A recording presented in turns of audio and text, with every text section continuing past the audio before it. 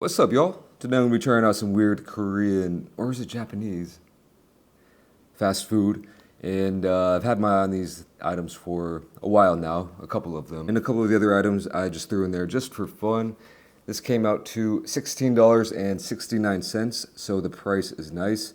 Let's get into it. We're gonna start with this bag right here. So this is Loteria.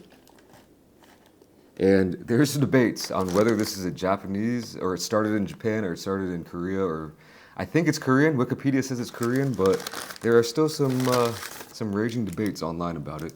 This is a long cheese stick, so this is kind of one that I think I've probably had this before, but I just threw it in there. This is something that I've never had. Shake Shake chicken, so little pieces of popcorn chicken, and it comes with some stuff in this bag here. Napkin, and then this is separate for something else, but it comes with a packet of Mexican chili powder that you put in the bag, shake it up, and then there you go, you have your Shake Shake chicken. I've had the Shake Shake fries a lot. They have 4 different flavors for the chicken. They have some kind of kimchi flavoring, they have the chili, they have cheese, and they also have onion flavor, but I just wanted to try out the chili today. There's 10 little pieces of chicken in here. Next up, well. What do we have here? This is their big spicy tonkatsu burger. And I'll tell you what, this just kind of takes me back. In the Midwest, specifically Indiana, but they have this big old tenderloin sandwich, you call it, and it's very similar to this, except the toppings are a little bit different. This appears to have some kind of cabbage topping, spicy, kind of a demi-glaze sauce on it. This is a little bit different from the Japanese style. This is more Korean style. I think it has to do with usually how thin the piece of pork is pounded out. Also, I think the sauce is different, and maybe the breading. And last but not least, we have a Jeonju bibimbap rice burger. So this is a burger, but instead of buns, we have straight up bibimbap. That's man, this is insane. Hold on. This might get real fiddly, this one. I feel like this is volatile. It might spontaneously combust on me. On the delivery app, they did mention that this Shake Shake chicken can be eaten for dessert, so I think that's what I'll do. Oh, here's the long cheese stick, by the way.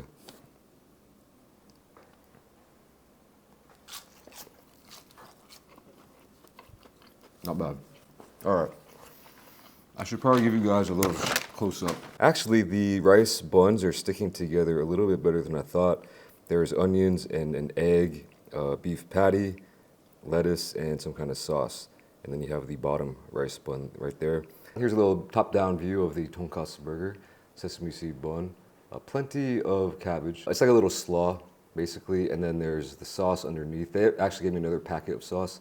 That's the other packet that was in the bag, so we'll see. We might have to use that as well. A nice, crispy, solid-looking piece of fried pork cutlet right here. That's, I like that. Here's the mozzarella stick if you're curious about it. Like I said, we'll get into this last for dessert. Let's start off with this.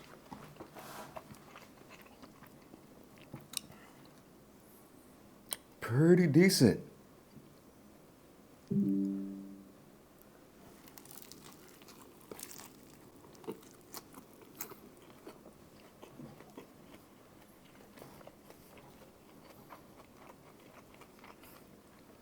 Pretty decent.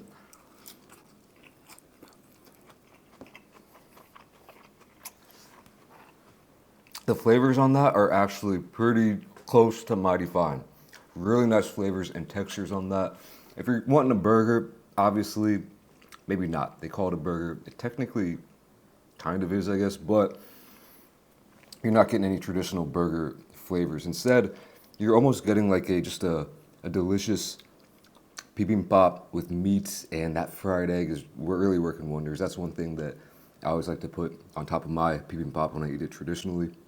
But the egg on here is real crispy and fried to perfection. It almost seems like it's hand fried, but I don't know if it is. But you can kind of hear some of that crispiness coming off of it.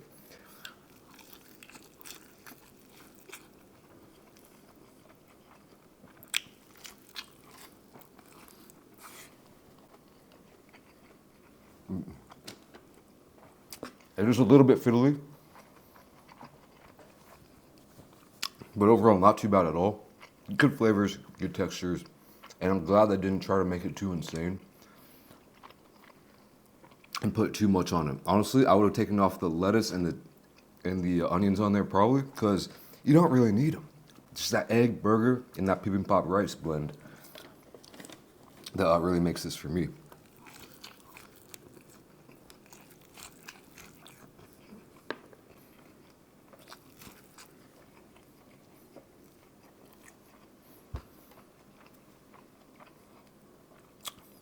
Now that I think about it, one thing that kind of worries me is what are they using to make this rice so damn sticky? That can't be too natural, you know what I mean? Either way, it's fast food, what do you expect?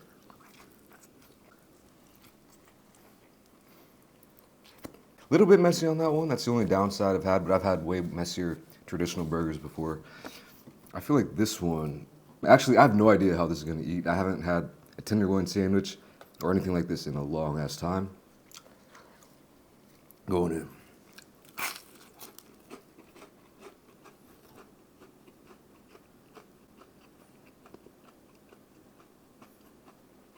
Not complaining about that at all. That's hot, that's crispy. It's got a good decent amount of meat. It's not too flat. I've seen flatter. I think it does need a little bit of sauce. Maybe that's why they just give you this right off the bat so you can sauce up the extra piece hanging off. So I am gonna try that. That's what that's looking like.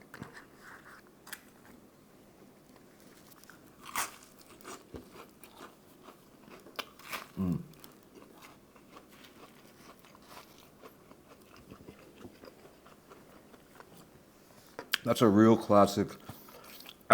Here's the thing, I haven't had Korean style tonkatsu in a long time. I probably had it a couple years ago.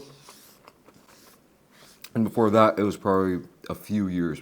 So once in the last 5-6 years. I used to eat it more than I do now, obviously. The sauce is crucial on these kind of extra parts, in my opinion. Let's see if we can get into the bun a little bit.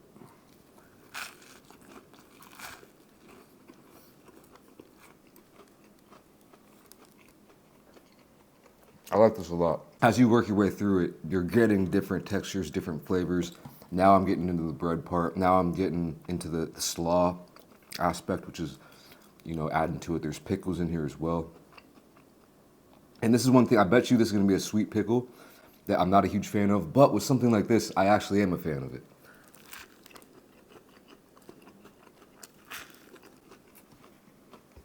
Well, it's actually not that sweet of a pickle. Yeah, this hits. Let's keep going.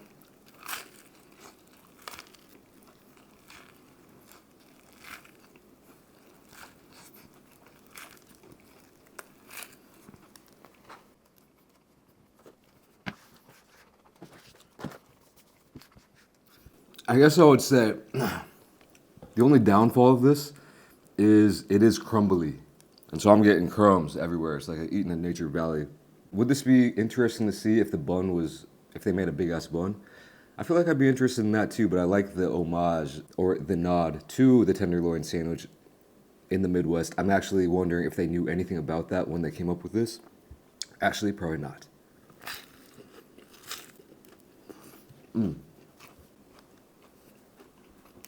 Now that I think about it, a little bit of mustard, maybe even hot mustard on this, could really add. That's just a suggestion for anyone out there watching from Loteria. No affiliation, still unsullied.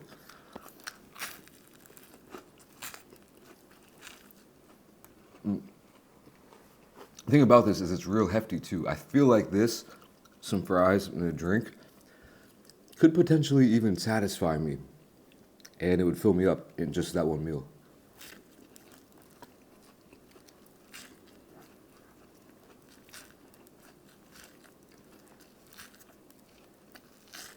Also, that might be another difference between Japanese and Korean style tonkatsu. I think for one, in Japan it's pronounced more like tonkatsu, and in Korea it's like more tonkatsu. But I might be wrong on that.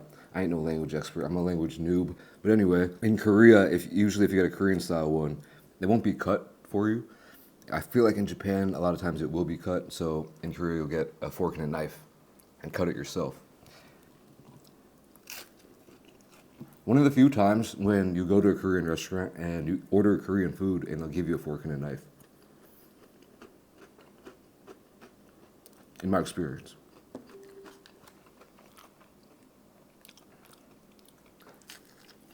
Yeah, man, I like this.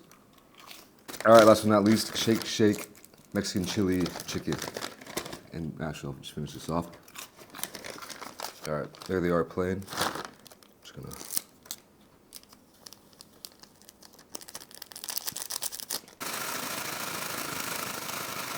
And there they are shaken up. Do you see a color difference? I think they appear definitely more red and chili-y. Sometimes you wonder if this is just a gimmick. Like, couldn't they just do this themselves and then just you pick which one you want and they give it to you already shaken? But I guess the one cool thing about it is you can control how much seasoning you actually put on there. And now that I think about it, I just went on with the whole thing, but maybe I should have started with half and then added more, but whatever. It is what it is going in. Oh, I should have just tried one plain. Discombobulation. But actually, that's pretty cool. It's got the kind of dust. It's not even like a powder, it's like a dust. Like Cheeto dust. That's the vibe I'm getting when I'm eating these. It tastes like I'm eating a chip, like the outside, like a dusted chip, but it's a piece of like basically popcorn chicken. Pretty good meat in there. Tender. And yeah, the seasoning is really bringing the kick. I would say 1 packet per 10 is the perfect ratio. It just got this nice, I wouldn't necessarily call it Mexican chili, but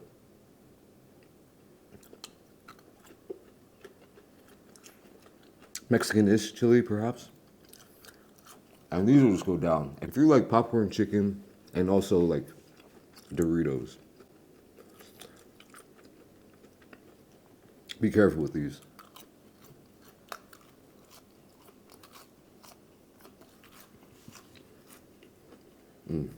Well, tell you what, for under 20 bucks, under 17 bucks, I'm full. I'm skating out of here. Thanks for watching. I'll catch you in the next video. Peace.